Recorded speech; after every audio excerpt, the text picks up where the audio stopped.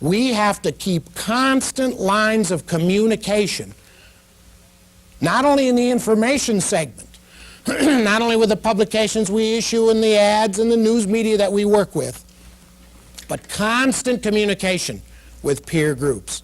And company after company. I've got a case book here of what other organizations are doing along these lines, which was prepared for Mountain Bell. And the company after company in this book, in the cases, tells how they failed to win because they didn't do this, or they did succeed because they concentrated on this. And if there's one thing we get out of our time together here, I hope it's the absolute essentiality of this. Now, if you're skeptical about all this, or you don't think that's right, if you think people do just respond to information, keep thinking about that as we go along. How, in Wyoming, are we going to anticipate and manage issues for the telephone company? Well, I think it tells us a lot of things. I think the first thing it tells us is that we are now going to emphasize relationships over simple communications. Relationships have to be more important than the simple communications. Now, we can't forget these, as we know from diffusion process. But frankly, we're good at this. You've been good at this for years. So the emphasis now needs to switch to here, so we can get as good at this as we are at this.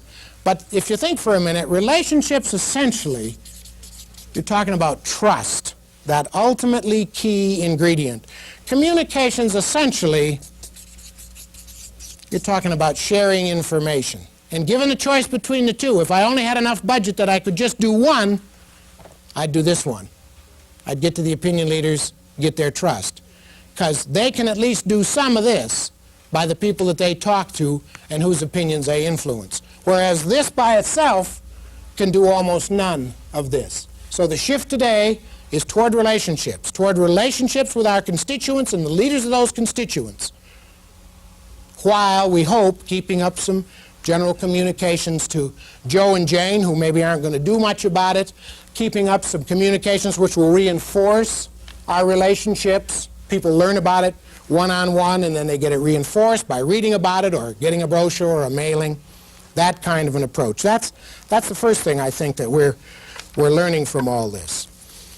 What else can we do about it? Well, I think that some of the things we've learned are particularly useful to you.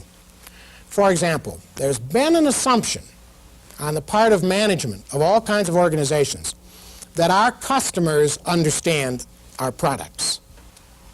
In fact, studies of managers around the country show that that's right, that managers assume that the public knows all about their product. So, to test this, Coca-Cola, of all people, has been conducting a 5-year series of studies. Now think about Coke. I mean, what is there to understand about Coke? Well, I know you got to know which one of the 16 you want to drink. But I mean, until that little fiasco, and these studies began long before the so-called new Coke, before that, what is there to know about Coke? You know, it's in a bottle. I mean, it's cooling. It has a certain taste which you like or don't like. That's about it. That's really what there is to know about the product. So Coke figured they were the ones to do this study, because if anybody had a simple, easy-to-understand product, it was them. What did they find? Bad news. Very bad news. They found that the public is largely unaware of the details of almost every product. And when you give them the details, their confidence, not only in the product, but in the company, increases by a factor of 2. A factor of 2. When Coke started going around this country, having speakers at clubs and women's groups and places like that, and in a lot of stores they have little brochures that you pick up about their product and how it's made and the company that makes it, they could detect through research a doubling of confidence in the product.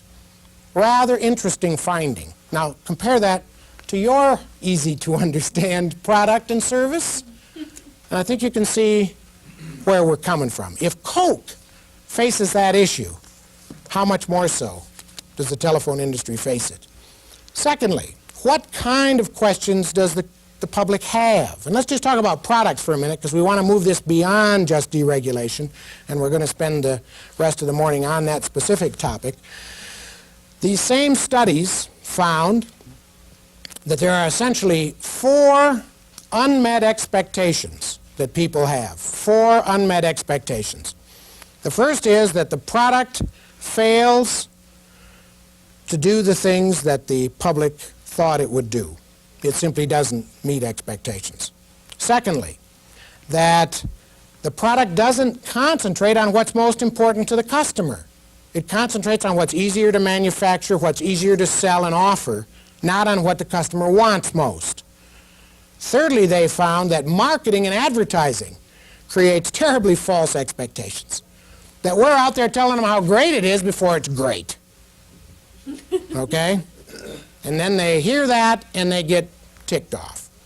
And fourth, that the company runs itself, sets its policies, assuming that the public will A, understand them, and B, accept them. Now, notice that fourth part. Even when you're talking about products, just a simple marketing exchange, someone using a service which involves a product, one of the key integers that causes difficulties and raises issues is that the company assumes people understand and people accept. So it seems to me we're talking about trust now and having relationships where we can go out to people and find out, do they understand? Do they accept? And then can we plug that in to how we do our actual daily work?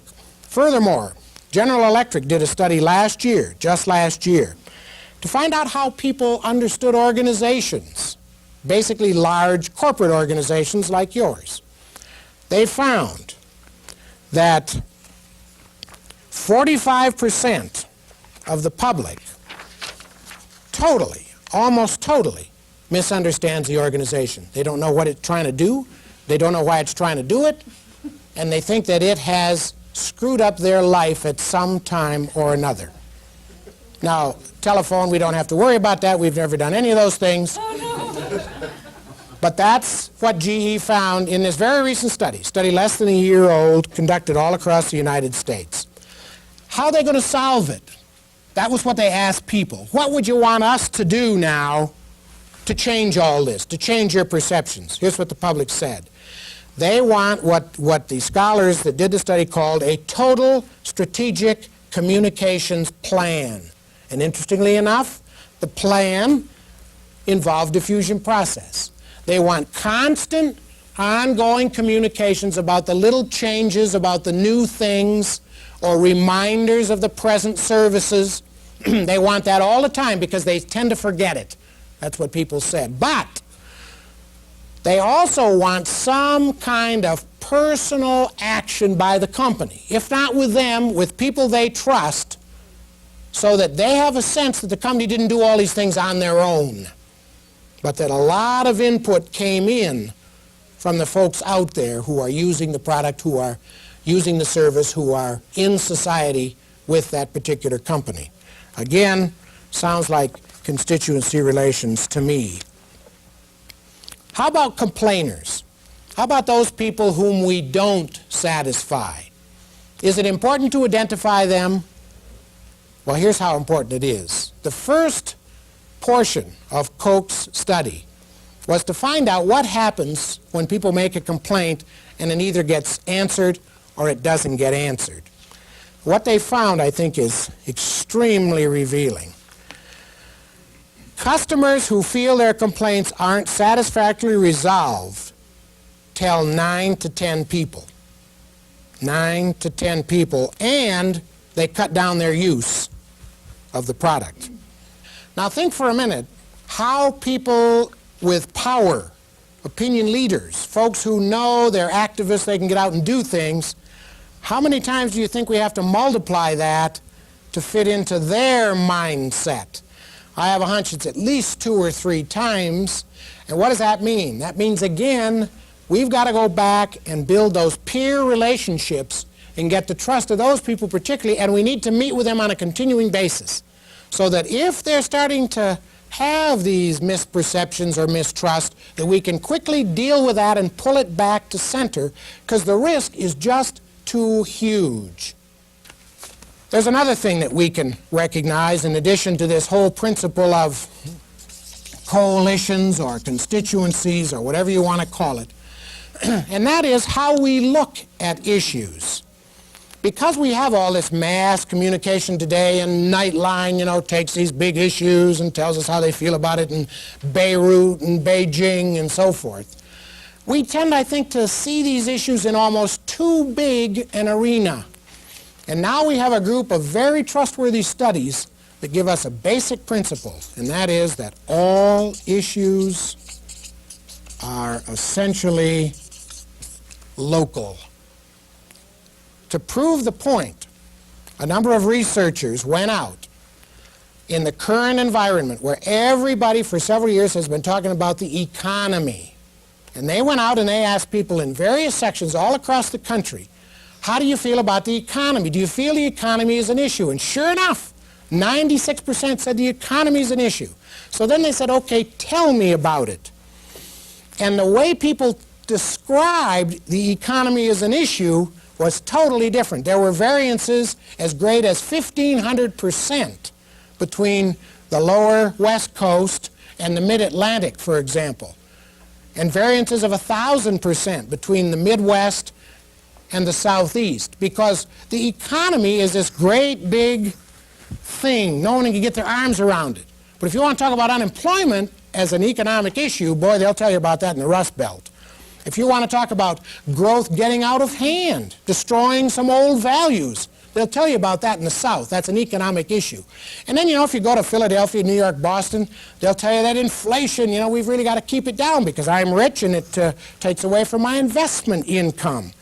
So if you look at this issue, we tend to see it as a big issue. What people are now finding is, forget that. All issues are local, and the only way you can deal with them is locally.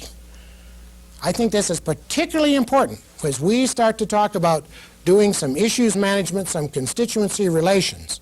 Never mind what they think in the rest of the state. If the people in some small town in the north of the state have a certain feeling, that's the issue for them. And we got to deal with that. Putting out the big fire is not going to do a thing for them. In fact, if anything, it'll probably only make them madder. What else can we do? You know, why do we have to do it this way? Well, it's a utility in Detroit. It's not a telephone utility, it's an electric utility. It's Detroit Edison. Detroit Edison's got lots of problems, but they have found that what has kept them from being successful is that they have been unable to present what they call one public face to the public. Some of us call it speaking with one clear voice. And so they set out to identify why they didn't speak with one face. And they looked at all the ads, and they looked at all the news releases and all the brochures, and they found lots of glitches between those just to start with. But that was easy, because you could get those various departments together, you know, and make sure they were all singing from the same song sheet. Once they accomplished that, they went back out and did another study, and lo and behold, they still didn't have this one public face. And when they investigated this time, here's what they found. They found that all that wonderful stuff that they now had coordinated in their information materials, their outbound communication, was being contradicted somewhere else. Guess where?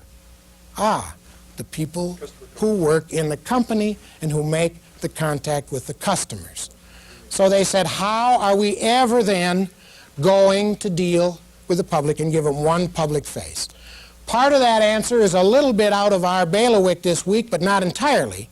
And that obviously is continual training and retraining and reinforcement of every single person in the organization so they know what the messages are, so that they're encouraged to carry them out. Maybe they're given a 3x5 card every month and said, this is the message to carry out. I don't know how you're going to manage that. That's not our subject. We have to be concerned with it, but it's not